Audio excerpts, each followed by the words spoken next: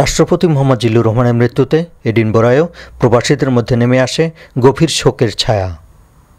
গত বৃহস্পতিবার স্থানীয় বারান্দা রেস্টুরেন্টে দলমত নির্বিশেষে সবাই মিলিত হয়েছিলেন একটি দোয়া মাহফিল এবং শোক সভায়।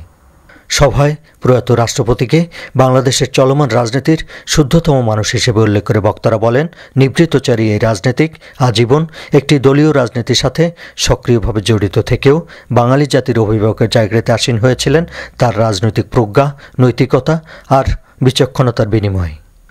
এই মৃত্যু দেশ ও জাতির জন্য অপূরণীয় ক্ষতি বয়ে আনল।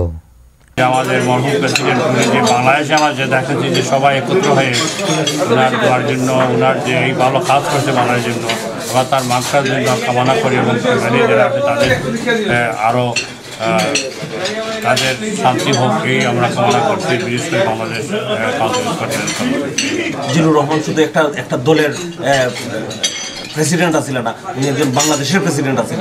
আর আজকে আমরা স্কটল্যান্ডের সব দলীয়, সর্বদলীয় সব পার্টি এবং সবাই মিলে আমরা আজকে এই শোকসভা পালন করছি। এটার জন্য আমি আমার নিজের প্রাউড এবং গর্বিত মনে করছি। জিল্লুর রহমান বাংলাদেশের প্রেসিডেন্ট, উনি আজ আমাদের মধ্যে নেই, বাংলাদেশে নেই, উনি দুনিয়া থেকে চলে গেছেন। আমি ওনার আত্মমাত্রা কামনা করি। Council of Bangladesh in Scotland, Edinburgh Bangladesh সমিতি, thistle Shapla cultural group, Bangladesh catering association Scotland এবং guild of Bangladeshi restaurants in স্কটল্যান্ডের যৌথ উদ্যোগে আয়োজিত এই সভায় সভাপতিত্ব করেন ডক্টর ওয়ালিদ তাসারউদ্দিন এমবিই এবং সভাটি পরিচালনা করেন আব্দুর রহিম জাকির। বিশেষ অতিথি হিসেবে উপস্থিত ছিলেন ফয়সাল চৌধুরী এমবিই, ফখরুল ইসলাম এবং আসাদুর আলী।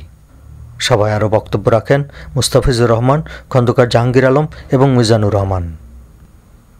স্কটল্যান্ডের এডিনবরা থেকে Humayun Kabir, channel I news.